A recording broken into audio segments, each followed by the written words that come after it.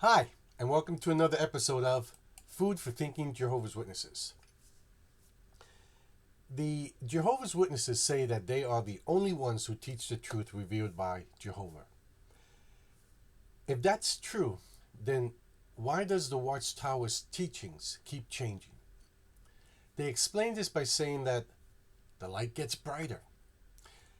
In this episode, we're going to look into the reasoning behind this claim. Now, one main idea of this channel is that the constant changes in teachings and wrong predictions show that Jehovah doesn't guide the Watchtower. For someone looking in from the outside, this seems like a logical conclusion. But for a Jehovah's Witness, it hardly raises any concern. And why is that? It's because they dismiss changes and failures with a concept that's called thought stopping. You know, they'll say, the Bible tells us the light would get brighter. And this thought is based on the phrase from Proverbs 4:18. In the New World Translation, it says, but the path of the righteous one is like the bright morning light that grows brighter and brighter until full daylight. Now, in previous New World Translations versions, they rendered it a little differently. In the 1981 edition, it says, the path of the righteous ones is like the bright light that is getting lighter and lighter until the day is firmly established. Now, it's important to think about the idea that changes can make teachings more truthful. And so we need to look at whether these teachings and practices are improving or changing a lot. This also makes us wonder, would Jehovah really guide a religion to spread lies before those changes happened? And so in this episode, we're going to cover a few things. We're going to look at Watchtower quotes regarding the light getting brighter. We're going to look at the actual meaning of Proverbs 4:18. We'll look at whether or not is it really the light getting brighter, or has it actually changed? And then we'll look at why all the changes, especially within the last few years. And when is it truth? If it was truth yesterday, it should be truth today. But that's not how it works with the organization. Okay. Let's look at some quotes from the Watchtower magazines and publications regarding Proverbs 4:18. The light keeps getting brighter. Increasing light from Jehovah continues to illuminate their way organizationally, doctrinally, and morally. What are some of our beliefs that have been clarified in recent years? That's from the 2016 Yearbook of Jehovah's Witnesses on page 25. Here's another quote. The path of the righteous ones is like the bright light that is getting lighter and lighter until the day is firmly established, states Proverbs 4:18. Yes, Jesus' leadership is progressive, not stagnant. Another way to cooperate with Christ's brothers is to have a positive attitude toward any refinements in our understanding of scriptural truths as published by the faithful and discreet slave. That's from the May 15th, 2011 Watchtower on page 27. Here's another one. Regarding progressive spiritual enlightenment, Proverbs 4:18 has proved true. It says, the path of the righteous ones is like the bright light that is getting lighter and lighter until the day is firmly established. How thankful we are for the progressive spiritual enlightenment we have experienced. That's from the January 15th, 2001 Watchtower on page 18. And then we have this one. It is proof of divine wisdom that, in keeping with Proverbs 4:18, the revealing of spiritual truths has taken place gradually by means of flashes of light. In preceding article, we saw how this text was fulfilled in apostolic times. If the large body of scriptural truth had been revealed all at once, it would have been both blinding and confusing, much like the effect of coming out of a dark cave into brilliant sunlight. Moreover, gradually revealed truth strengthens the faith of Christians in a continuous way. It makes ever brighter their hope and ever clearer the pathway they are to tread. And that's from the May 15th, 1995 Watchtower on page 15. Interestingly, in the annual meeting back in 2023, it was explained how and why new light is released. Jeffrey Winder was like, how does the light get brighter? Unashamedly, Winder actually stated, nor is an apology needed for not getting it exactly right previously. This is what he said. And you can go to the jw.org website and you can see this video for yourself. It says, he said, so the Bible here uses the illustration of daylight.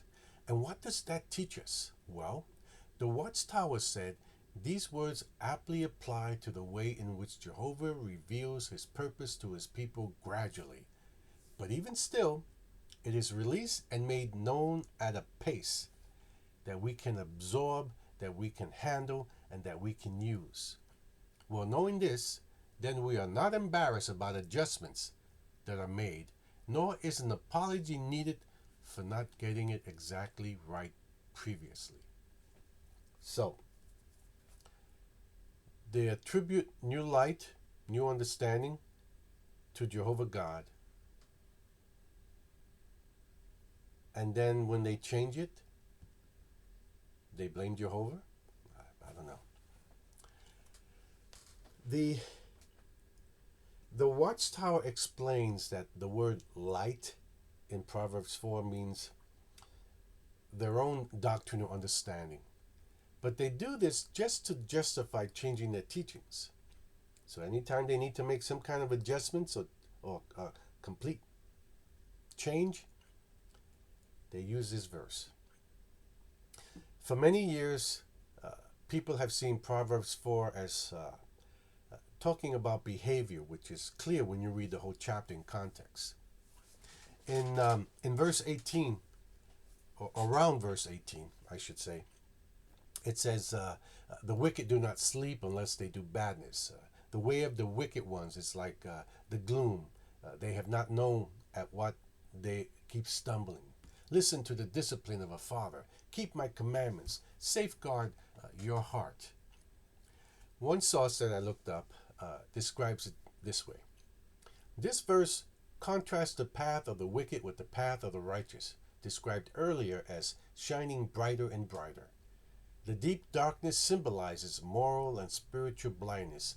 Those who reject wisdom and righteousness are portrayed as stumbling through life unaware of the causes of this downfall. That reference came from a site called BibleRef.com. Now, Proverbs 4:18 wasn't meant to be a sign that God slowly shows truth to the governing body. Instead of just taking one sentence, if you look at all of Proverbs chapter 4, it compares how good people act versus bad people. Not about giving out religious truths to a group. And right from the start, it's clear that using this verse to talk about mistakes and changes in belief doesn't really make any sense. Even though the Bible says that some truths would be understood later, that doesn't mean that Jehovah would lead his people with lies. In John 16:13, it says, however, when that one arrives, the Spirit of truth, he will guide you into all the truth. For he will not speak of his own impulse, but what things he hears he will speak, and he will declare to you the things coming. So, in John 16:13, Jesus talked about the Holy Spirit coming down during Pentecost. He wasn't talking about only part of the truth or wrong ideas. The Spirit would show us the truth, even about future events. And so the Watchtower has never been right in predicting future events with a 100% failure rate. In Daniel 12, verses 4 and 10, it says, and as for you, O Daniel, Make secret the words and seal up the book until the time of the end.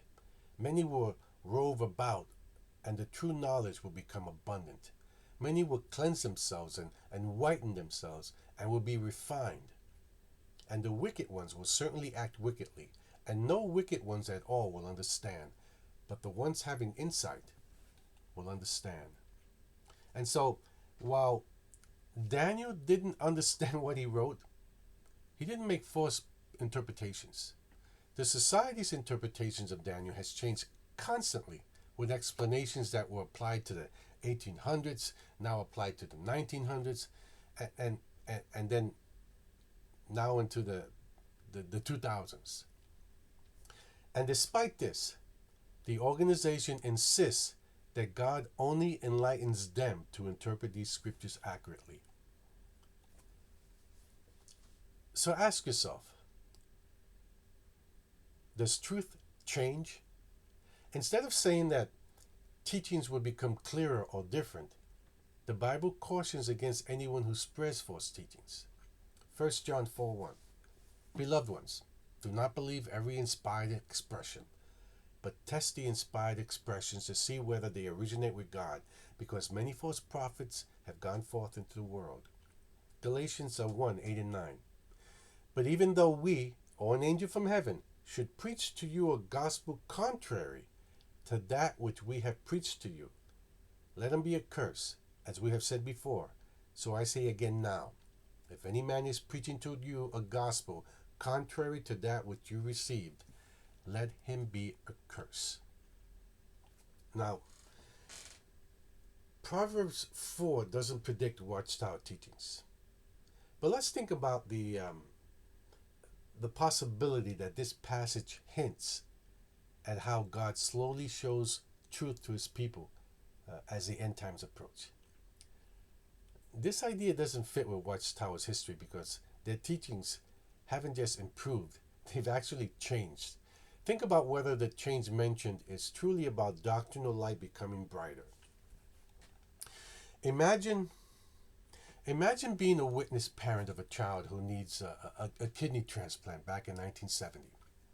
Even though the Awake from December 22nd, 1949 called transplants wonders of modern surgery, in 1967, God showed that he thought transplants were wrong. The Watchtower from November 15, 1967, on pages 702 through 704 said that now being enlightened by God's word, God's people realize that transplants go against divine principles and are like cannibalism. Now, the parents must have truly believed that they were putting Jehovah first when they watched their child die, denying them the chance of survival through a transplant. And how would that parent feel after reading the Watchtower from March 15, 1980, page 31, which says, there is no biblical command forbidding the taking in of other human tissue. It's a matter for personal decision. Now, the Enlightenment from 1967 turned out to be dark and harmful, needing correction later. A backward doctrine that led to the unnecessary deaths of members. And so when a doctrine changes and then goes back to the original view, it doesn't show that the light is getting brighter. It shows that the Holy Spirit isn't guiding the governing body. Now, the idea that light gets brighter suggests that earlier beliefs were right, but not fully developed. Now, C.T. Russell expressed this truth beautifully when he said in the Zion's Watchtower in 1881 on page 3, this was a February issue, he says, if we were following a man, undoubtedly it would be different with us. Undoubtedly, one human idea would contradict another, and that which was light 1 or 2 or 6 years ago would be regarded as darkness now. But with God, there is no variableness, neither shadow of turning. And so it is with truth. Any knowledge or light coming from God must be like its author. And this is important to remember. A new view of truth never can contradict a former truth. New light never extinguishes older light, but adds to it. So, the Watchtower compares their growing understanding of truth to a sailing boat tacking. They make small changes to their teachings, but they always move forward in sharing the truth. I remember reading that article back in 1981. It was the Watchtower, December 1st, 1981. This is what it said. Of course, such development of understanding involving tacking, as it were, has often served as a test of loyalty for those associated with the faithful and discreet slave. However, progress is being made continually toward fuller appreciation of the good news and all that it means. It has been the experience of those who stay close to God's organization that questions of things hard to understand are always cleared up with the passing of time. And as the light shines forth ever more clearly, how heartwarming and satisfying the way proves to be. Amazing. The main idea is simple. Teachings can be improved, but they shouldn't go against what was taught before. However, this isn't true for Watchtower beliefs. A lot of Watchtower teachings have been thrown out because they were wrong. Some have switched back and forth many times, with some going back to what they originally said, while others go against what was once considered true.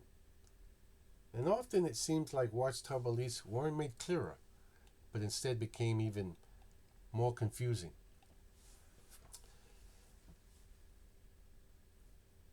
It wasn't increasing light that dictated in the 1950s that Jesus was no longer to be worshipped.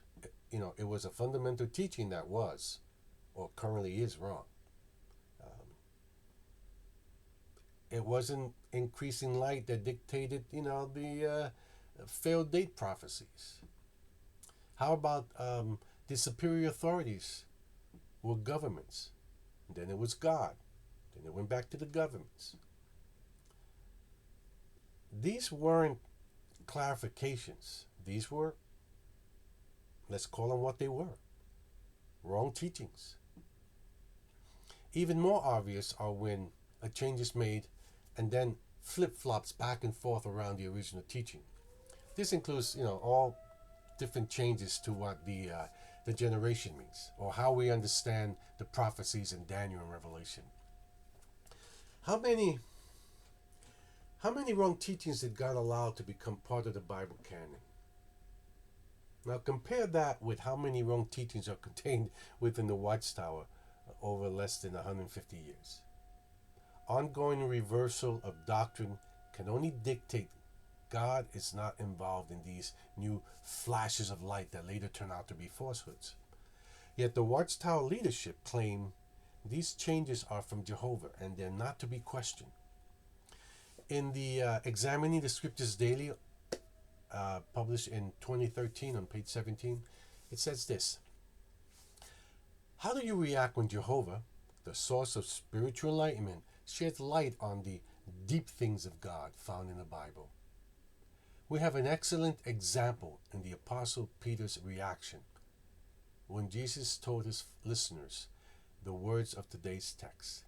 Taking those words literally, many disciples said, "This speech is shocking. Who can listen to it?" They went off to the things behind. But Peter said, "Lord, whom shall we go away to? You have sayings of everlasting life." Peter relied on God for spiritual enlightenment. When spiritual light on some matters gets brighter, do you try to understand the underlying scriptural reason for the adjustment? I like that thought when it says that sheds light on the deep things of God found in the Bible. Deep things, they don't even understand the little things in the Bible, the non-deep things, the milk of God's word. They can't even get right, let alone the meat of God's word. Now, why all the changes? Now people have all kinds of views as to why all these changes come about. there are usually two changes or two reasons why changes are made. The first one is almost always after a changing of the guard. By that I mean they bring in new members onto the governing body. Usually changes happen when there's a new member of the governing body. The other one is legal pressure.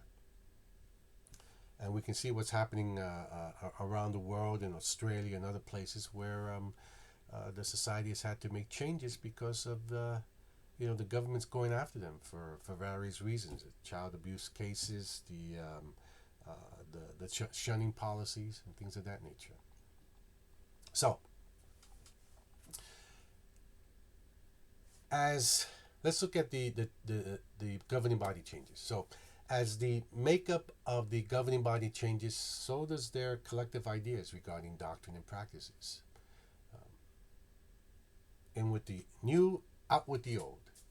And so the newer, younger members come in and decide that it's time to make some changes. Now, an example. Consider the changing views of types and antitypes. Oh, that was a favorite of Judge Rutherford, and then later on adopted by Fred France during the whole 1900s. They were introducing hundreds of examples of types and antitypes. And then France died in 1992, and by 2010, all governing body members that had served with France, they were all gone, all died, all passed away.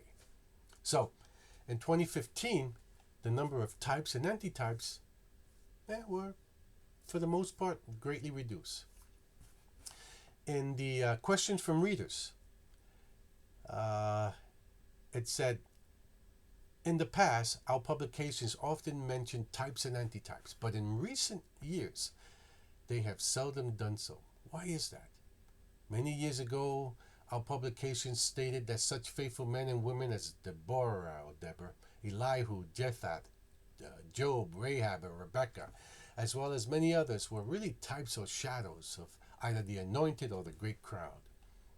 If such interpretations seem far-fetched, you can understand the dilemma.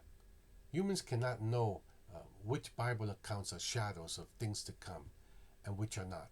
The clearest cause is this: where the scriptures teach that an individual, an event, or an object is typical of something else, we accept it as such.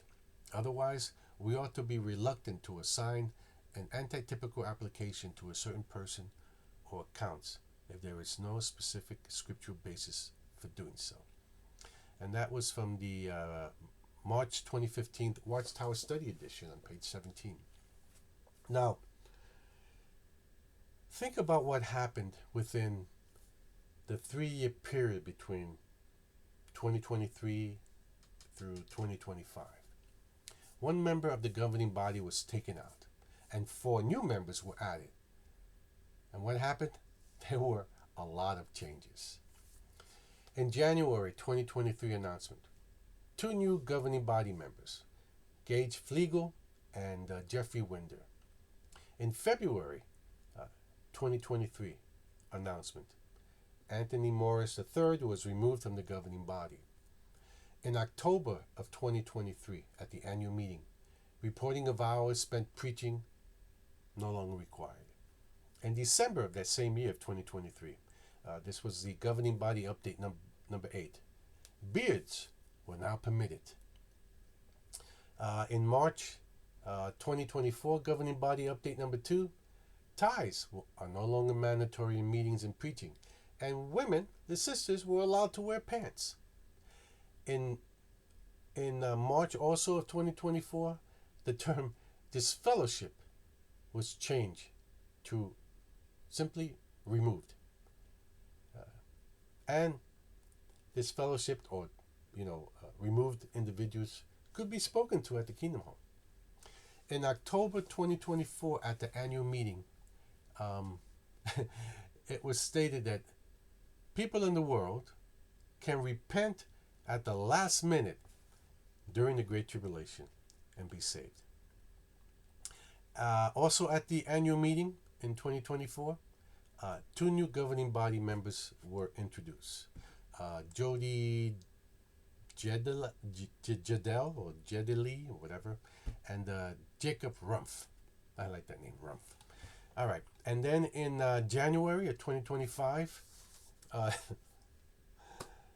the Watchtower stated that oral sex is allowed within marriage. They even told you what you can do in the privacy of your bedroom.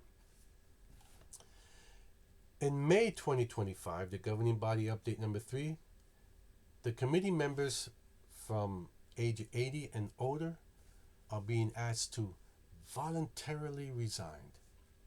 And then in July, the governing body update number 4 stated that toasting was permitted. And there's all kinds of ideas floating around and as to what's going to happen this month at the 2025 annual meeting. What new light is there going to be? Normally we would wait for a district convention to get new light, but now it seems that new light appears all over the place online. All right. We have the legal and financial pressures also is a reason why changes come about. I remember in 1988, Jimmy Swaggart went to court because he didn't pay taxes on the money that he made from selling religious stuff. You know, he wrote books, and oftentimes the sermons that he read, that he gave were released on cassette tapes, and you can order them for an exorbitant price. The court decided against him. In fact, what you may not know is that the society actually lent Jimmy Swaggart and other named individuals their law firm to fight this.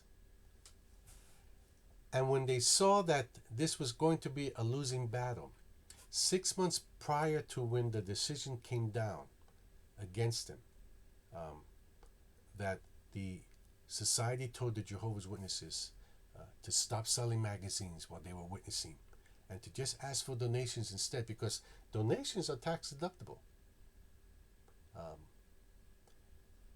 Making money from things that you sell is not. I'll give you an experience. I was a literature servant,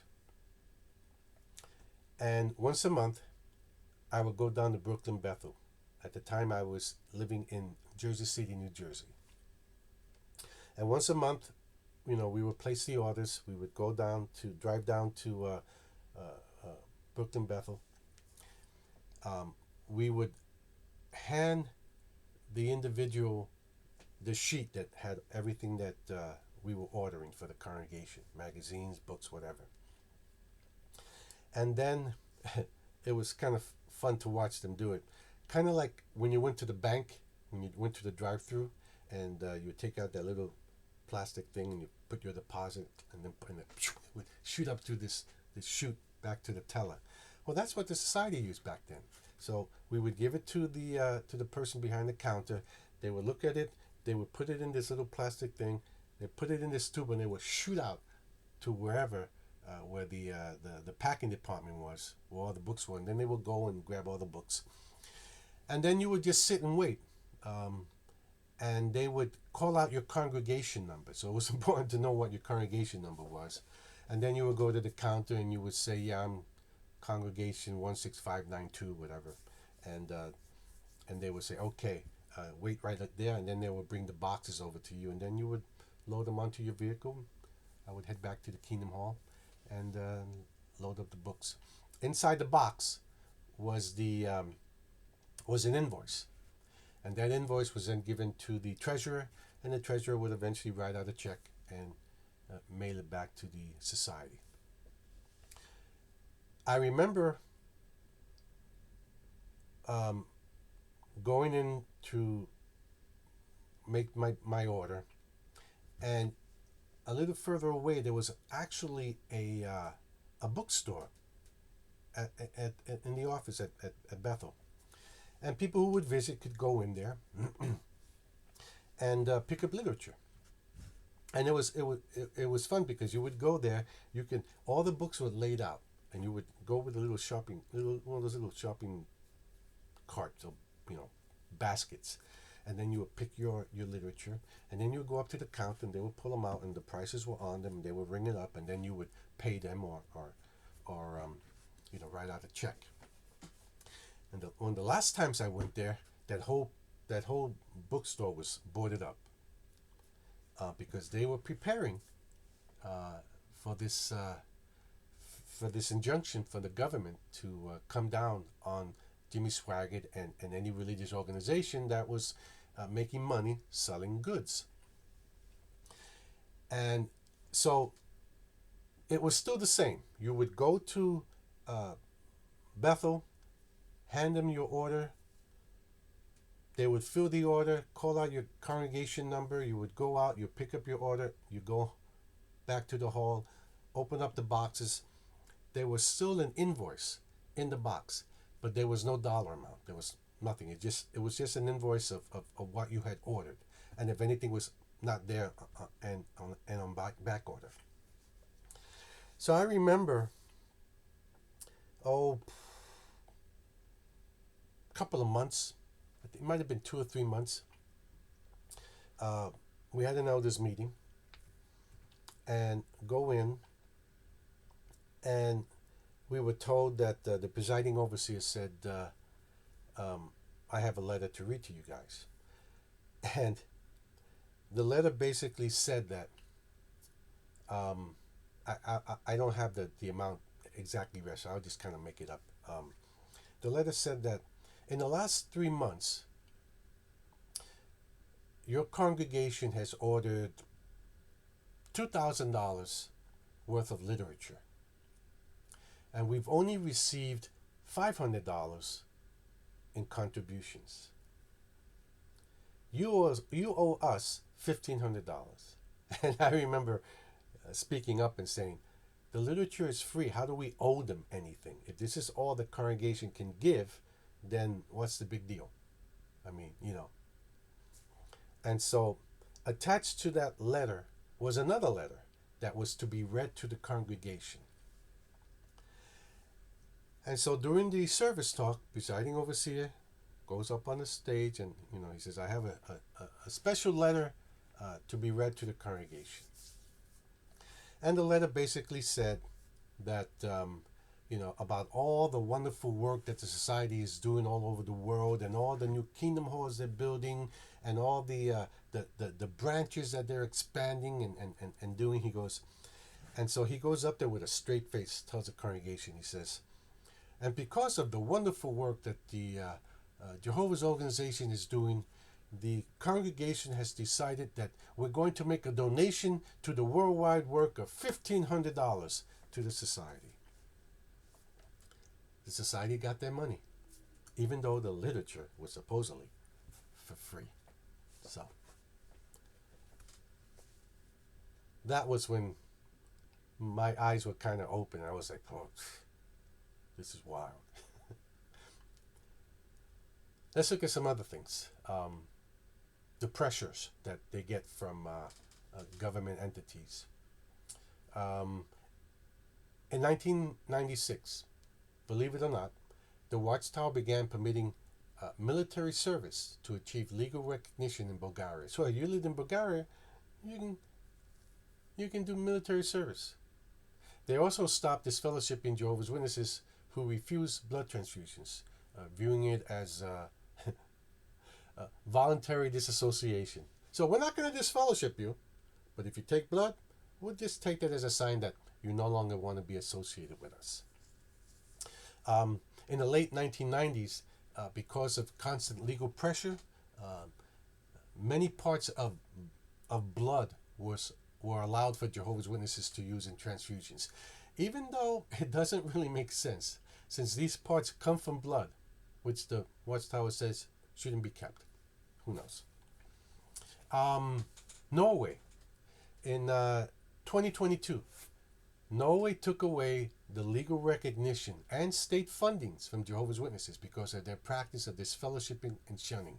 This resulting in millions of dollars that the society was not getting from the Norway government. So, to try to get funding back through the courts, what did the governing body do?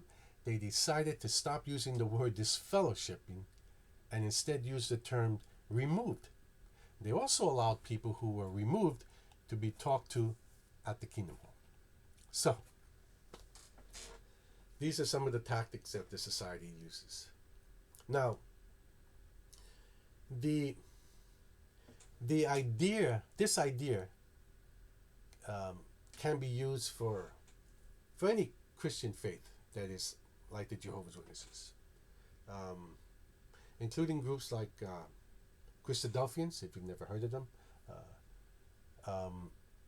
There's also the Worldwide Church of God, or what used to be the Worldwide Church of God. That was Herbert W. Armstrong's group. Quick little history there. He came out of the Adventist movement, started the Worldwide Church of God.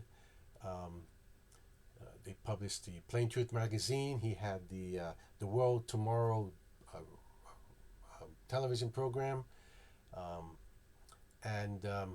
He died in 1986, and within a 10-year period between a father and son team of Joseph Tox Sr., and then Jr., the organization that Herbert Armstrong went completely orthodox. They threw out everything the church that the Herbert Armstrong taught, and it caused a big split. And today there are over 300 or so different groups who who claim to pledge their allegiance to Herbert Armstrong and his beliefs. This also applies to groups like the Seventh-day Adventists, who began around the same time as the Witnesses, about 30 or so years before. And they share the same basic teachings, things of that nature. At one time they didn't believe in the Trinity, but now they do believe in the Trinity. But there are other teachings that they kind of hold similar to. So the Seventh-day Adventists spread their message, and they grow at a very similar pace. They outgrow the Witnesses, that's for sure. So you have these different groups, the Christadelphians, the Worldwide Church of God, Seventh-day Adventists, and other similar type groups. People who grew up in these types of religions, they also believe in this issue of Proverbs 4:18 about the light getting brighter, to help fix issues with their faith. Here's an example. The Worldwide Church of God uses this same new light reasoning. And I found this on an ex-Seventh-day Adventist website. And the person said, Mr. Herbert W. Armstrong still took what seemed to me a less than candid approach. He called our divorce and remarriage change new light, new truth, which God has finally shown us. In other words, he subtly blamed our doctrinal errors on God. And so there was a time when in the Worldwide Church of God, there was divorce. You couldn't get remarried.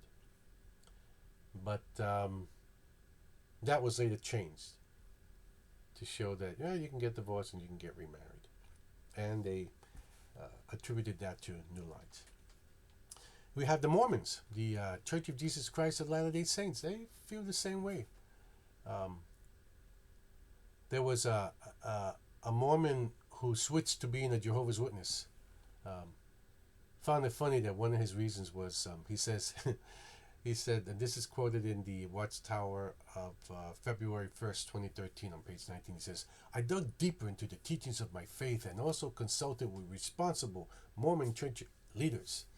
I was told that the answers to my questions involved mysteries that one day would be solved as the light became brighter. This was this was one of my favorite quotes. This one came about an article about the Catholic Church. And it's funny how the society can criticize other religious groups for doing exactly the same thing that they do. And the witnesses will read it, goes, oh, yep, there it is. But they can't see themselves in there. Okay, here's a quote from the Awake in 1970, April 22nd, page 8.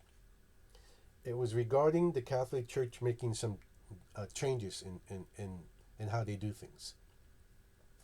And this is a quote from someone. He says, tell me, he asks, how can I have confidence in anything? How can I believe in the Bible, in God, or have faith? Just 10 years ago, we Catholics had the absolute truth. We put all our faith in this. Now the Pope and our priests are telling us that this is not the way to believe anymore, but we are to believe new things? How do I know the new things will be the truth in 5 years?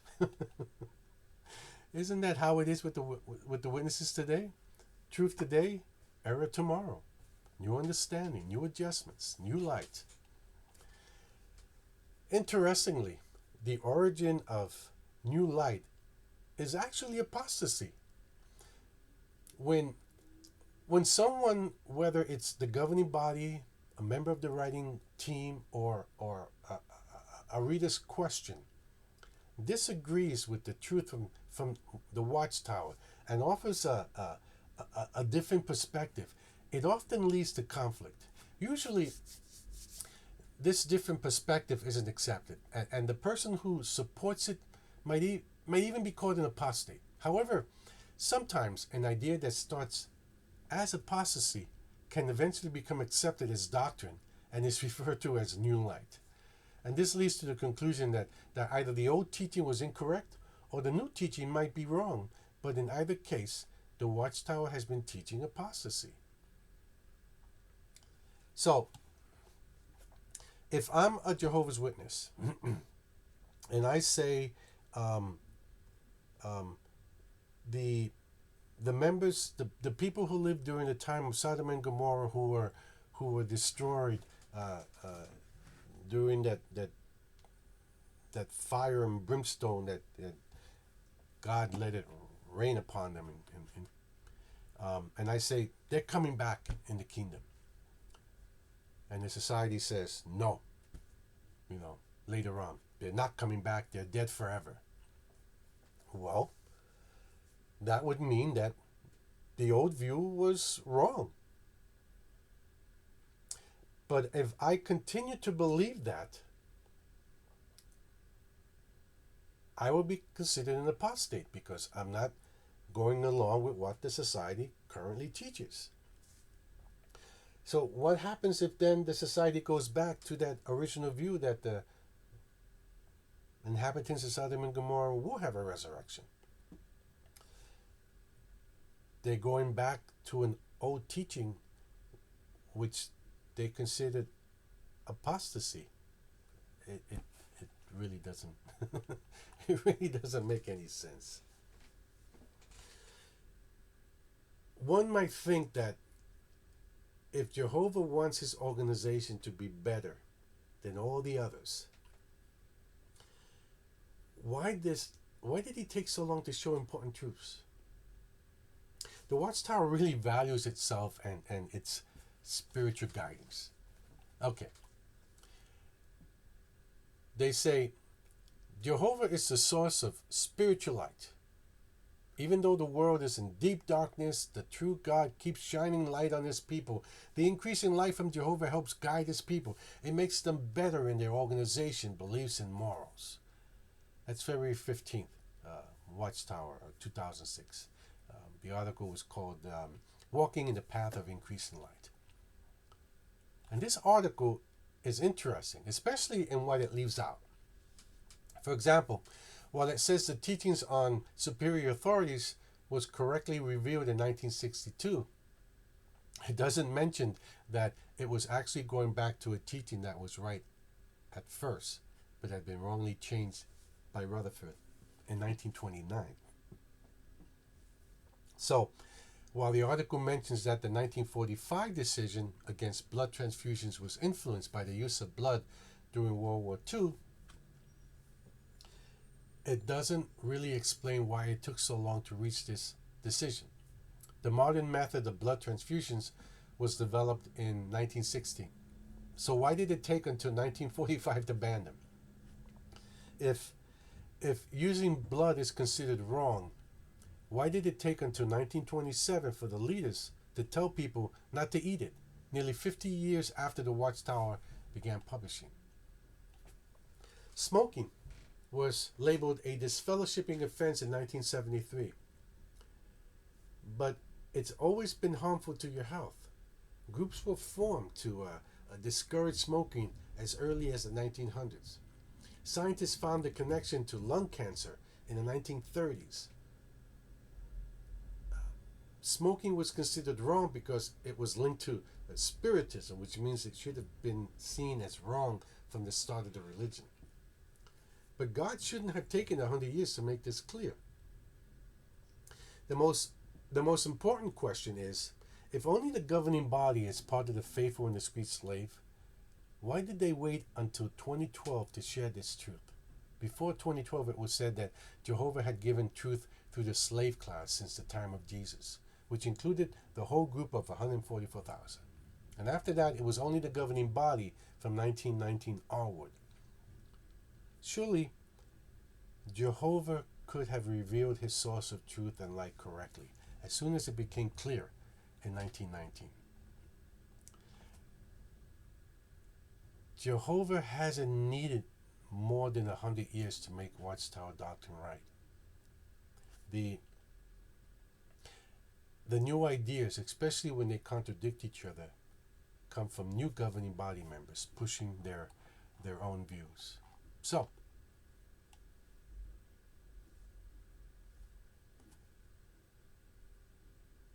if doctrines can change, if truth can change,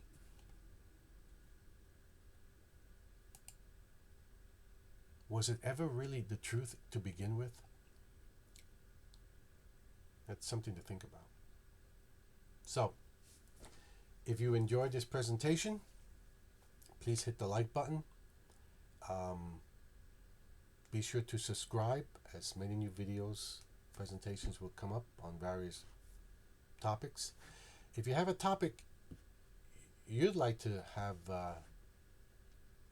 expressed on this channel, put them down in the comment section and I'll see what I can do. Until next time, take care and have a good one.